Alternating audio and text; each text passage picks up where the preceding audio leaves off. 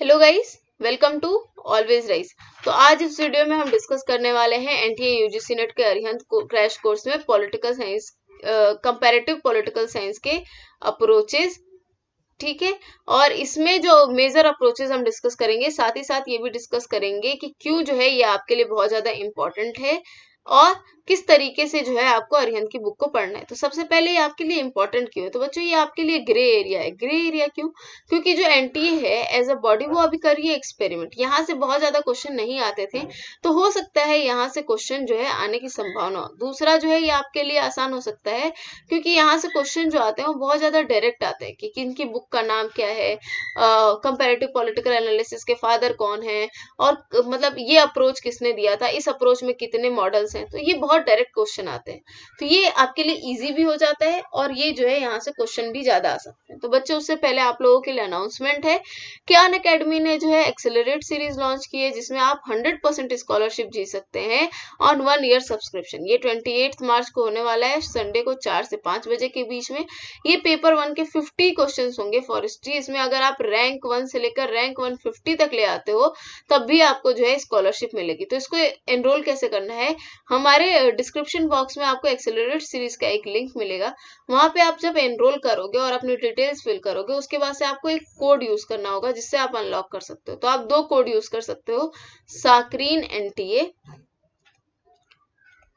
या फिर एजी net 10।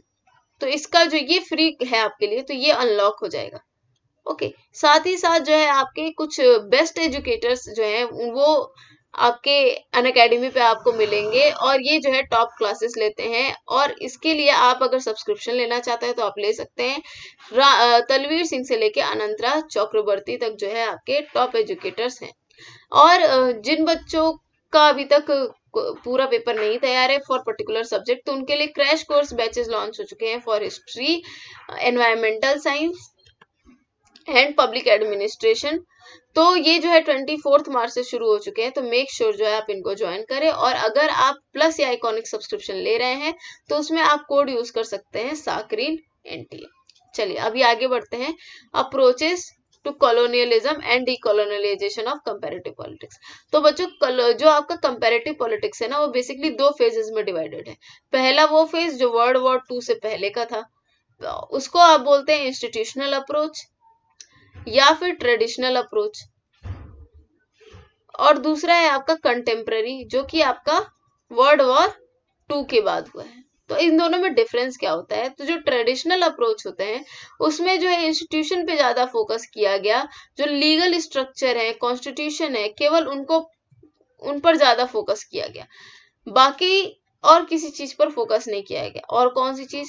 World war 2 के बाद जो न्यूली इंडिपेंडेंट कंट्रीज थी, जो आपकी जिनको थर्ड वर्ल्ड कंट्रीज भी जाना जाता है, तो उनके जो फॉर्म ऑफ गवर्नमेंट है, तो वो फॉर्म ऑफ गवर्नमेंट जो है बहुत सारी चीजों से इन्फ्लुएंस हुए, जैसे कि उनका social background, economic background, cultural background. तो ये जो है आपके सब कल्चर्स थे। तो वर्ल्ड वॉर 2 के बाद क्या करने लगा, इन सारी चीजों को भी पढ़ा जाने लगा। तो ये जो है आपके 2 फेजेस हैं जो कि आपके लिए इंपॉर्टेंट है। तो उससे पहले आपको पता होना चाहिए कि कंपैरेटिव पॉलिटिक्स क्या होती है। तो कंपैरेटिव का मतलब होता है कंपैरिजन करना, पॉलिटिक्स का मतलब होता है पॉलिटिक्स। तो अगर आप जो है पॉलिटिकल सिस्टम को कंपेयर कर रहे हो, सो दैट कि आप बेटर यूटिलाइजेशन करो, या फिर अच्छे से पता चले कि कौन सा जो है मॉडल जो है वो बेटर रहेगा, तो उनकी स्टडी को करना आपको कंपैरेटिव पॉलिटिक्स कहलाता है। ठीक है। तो इस फील्ड को बहुत अच्छे से डिफाइन नहीं किया जा सकता, लेकिन इसके जो सबसे पहले प्रोपाउंडर थे वो थे आपके Aristotle. Aristotle is known as the father of comparative politics, क्योंकि उन्होंने 158 कॉन्स्टिट्यूशंस को पढ़ा था। ठीक है। अब अप्रोचेस क्या है? तो सबसे पहला इंस्टीट्यूशनल अप्रोच। तो ये अभी हमने आपको बताया कि इसमें ज्यादा क्या फोकस किया गया, इसमें इंस्टीट्यूशन पर फोकस किया गया, गवर्नेंस पे फोकस किया। ये जो है आपका कोर था। स्ट्रक्चर जो थे, formal structure, agencies of the government, they were the core of this approach, उन्हीं की स्टडी की गई। अब इसमें जो है आपके जो प्रोपाउंडर्स हैं वो कौन कौन है, ये आपको याद होना चाहिए, ब्राइस, लॉवेल एंड ओस्ट्रोगर्स की। ये जो 3 है ये आपके लिए बहुत ज्यादा इंपॉर्टेंट है। और ब्राइस के अगर आप वर्क्स देखें, तो 2 वर्क्स आपके लिए सिग्निफिकेंट है जिनको आपको याद रखना है। द अमेरिकन कॉमनवेल्थ 1888 में, एंड द मॉडर्न डेमोक्रेसीज 1921 में। ये आपके दो सिग्निफिकेंट वर्क्स हैं ब्राइस के। और उसके बाद से जो है आपके लॉवेल के जो वर्क हैं ये भी इंपॉर्टेंट है आपके लिए, government and parties in continental Europe and public opinion and popular government 1913, ये आपके लॉवेल के वर्क है। अब इसके बाद से क्या हुआ, इसके बाद से वर्ल्ड वॉर 2 हुआ एंड उसके बाद से जो आपका इंस्टीट्यूशनल अप्रोच था वो जो है क्रिटिसिज्म में आने लगा, क्योंकि उनका जो कैरेक्टर था वो बहुत ज्यादा लिमिटेड था। तो इसके बाद से क्या होने लगे, नए अप्रोचेस का जन्म होने लगा। और जो इस अप्रोच को जिसको सबसे ज्यादा अटैक किए वो थे आपके ईस्टर्न, रॉय मैसेरिडीज, ये जो है पाइनियर्स थे जिन्होंने आपके इंस्टीट्यूशनल अप्रोचेस को क्या किया, क्रिटिसाइज किया। जो पाइनियर वर्क जिनका किया गया वो था बाय हरमन फाइनर, इन्होंने दी थी theory and practice of modern government 1932 में, and Karl Frederick constitutional government and democracy 1932 में। जो इम्पोर्टेंट क्रिटिसिज्म था उसमें बेसिकली ये क्या था कि ये जो बहुत ज्यादा वेस्ट सेंट्रिक है, वेस्ट सेंट्रिक अप्रोच है। कौन सा, इंस्टीट्यूशनल अप्रोच। क्यों वेस्ट सेंट्रिक है, क्योंकि जो आपके अभी हमने आपको बताया कि जो आपका आफ्टर वर्ल्ड वॉर 2 जो न्यूली इंडिपेंडेंट कंट्रीज थी वो ऑलमोस्ट जो है उनका जो सोशल इकोनॉमिक कल्चरल बैकग्राउंड था वो बहुत ज्यादा डिफरेंट था। तो इंस्टीट्यूशनल अप्रोच जो है इंस्टीट्यूशन पर फोकस करता था, और इंस्टीट्यूशन सबसे ज्यादा डेवलप कहाँ थे, वेस्टर्न कंट्रीज में। तो ये वेस्टर्न कंट्री सेंट्रिक अप्रोच था, और वो उन्हीं जो वेस्ट के जो मॉडल्स हैं उन्हीं को परफेक्ट ठहराने की कोशिश करता था आपका इंस्टीट्यूशनल अप्रोच। फिर आया आपका पॉलिटिकल अप्रोच। तो इसके जो मेजर पायनियर है वो है आपके आमंड, वर्बा एंड पाई। तो ये इसके मेजर पायनियर्स है। इन्होंने जो है कंसेप्ट बोरो किए सोशियोलॉजी और एंथ्रोपोलॉजी से। आमंड ने जो है एक मेथोडोलॉजी डेवलप की जिसको उन्होंने नाम दिया पॉलिटिकल कल्चर। और वो बोलते हैं कि पॉलिटिकल कल्चर की वजह से आप जो है सारी चीजों को कंपैरेटिवली स्टडी कर सकते हो। तो जो आपकी पॉलिटिकल सिस्टम है फॉर आमंड, वो बोल रहे हैं कि अगर आप जो है अच्छे तरीके से जो आपके लीगल इंस्टीट्यूशन है उनके बियॉन्ड आप family relation, mass behaviour, electoral system, power, influences में पर्सन, अगर इनको आप एम्पेरिकली ऑब्जर्व करोगे और समझोगे तो आप पॉलिटिकल सिस्टम को अच्छे से समझ सकते हैं। और उनके जो बेसिस था क्लासिफिकेशन का वो था आपका political system and their structures and cultures. तो वो क्या बोलते हैं कि ये जो दोनों होते हैं आपके स्ट्रक्चर एंड कल्चर, ये एक दूसरे को इक्वली इन्फ्लुएंस करते हैं। स्ट्रक्चर से जो है आपका कल्चर इन्फ्लुएंस होता है और कल्चर से जो है आपका स्ट्रक्चर इन्फ्लुएंस होता है। दे equally influence each other.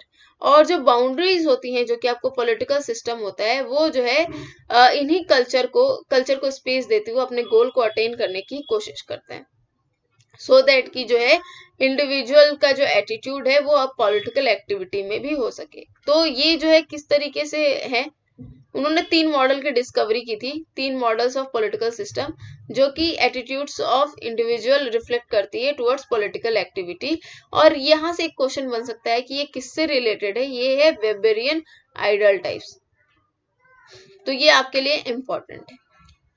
And उन्होंने जो है आपके पॉलिटिकल कल्चर है किसी भी सोसाइटी का, उसको उन्होंने एक ओरिएंटेशन के हिसाब से समझाने की कोशिश की, उनके एक्शन और उनके स्ट्रक्चर को समझाने की कोशिश की। तो वो क्या थे, तो बेसिकली 4 तरीके के थे। सबसे पहले आपको अंडरस्टैंडिंग होनी चाहिए पूरे सिस्टम की। दूसरा है जो आपके इनपुट प्रोसेसेस होते हैं जो कि आपके जो ट्रांसफॉर्मिंग स्ट्रक्चर होते हैं जैसे कि पॉलिटिकल ब्यूरोक्रेसी वो होते हैं। आउटपुट प्रोसेसेस जो होते हैं वो आपके एग्जीक्यूटिव ऑफिसर्स, जुडिशरी और ब्यूरोक्रेसी के एक्ट्स होते हैं।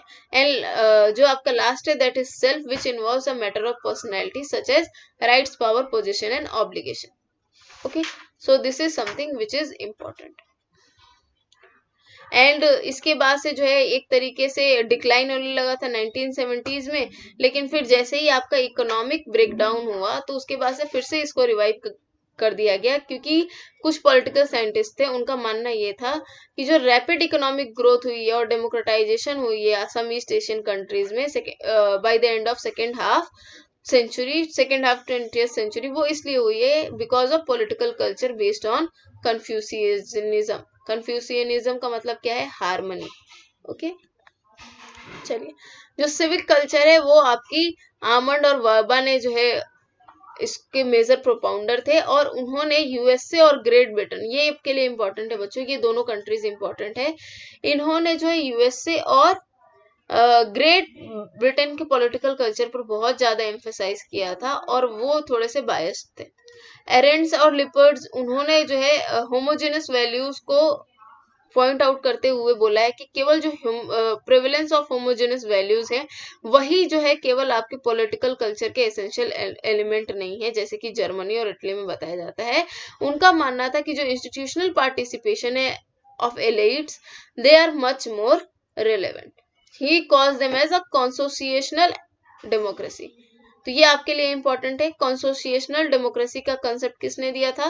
तो एरेंट लिब्जर्ड ने दिया था। इसमें क्या होता है, इसमें वो बिलीव करते हैं कि जो एलिट्स होते हैं उनका इंस्टीट्यूशनल पार्टिसिपेशन किसी भी डेमोक्रेसी के लिए बहुत इंपॉर्टेंट होता है, तो और उसको ये नाम देते हैं कॉन्सोसिएशनल democracy.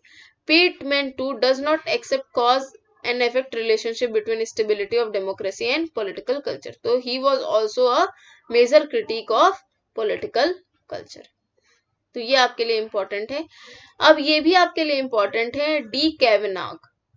He is very important for you, क्योंकि इन्होंने जो है बोला था कि जो सब पॉलिटिकल कल्चर है उनका जो रोल है वो बहुत ज्यादा इंपॉर्टेंट है।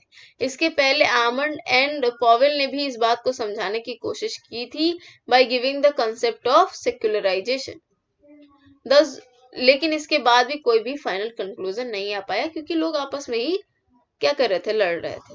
So that was all from my side. I hope you like this video. If you did तो बच्चों यहाँ पर जो है हमारे अनअकैडमी पे फ्री कोर्सेज लॉन्च हो चुके हैं, जिसमें हम पेपर 1 का भी एमसीक्यू लेते हैं। इसमें फुल लेंथ टेस्ट होता है आपका, और उसके बाद से कॉम्बिनेशन एमसीक्यूज होते हैं जिसमें पेपर 1 और पेपर 2 दोनों होता है। 11 o'clock और 7:30 ये जो है 2 टाइमिंग है, तो उसका जो लिंक है वो हम आपको डिस्क्रिप्शन बॉक्स में दे लेंगे। आपको जो है अगर वो फ्री कोर्सेस हैं, लेकिन वो फ्री कोर्सेस तभी अनलॉक होंगे जब आप ये कोड यूज करेंगे AGNET10। और that was all from my side. If you like this video, then do like, share, subscribe and comment. Join Always Rise UGCNet channel and group. Follow our Instagram handle, that is @alwaysriseuGCNet. Thank you so much.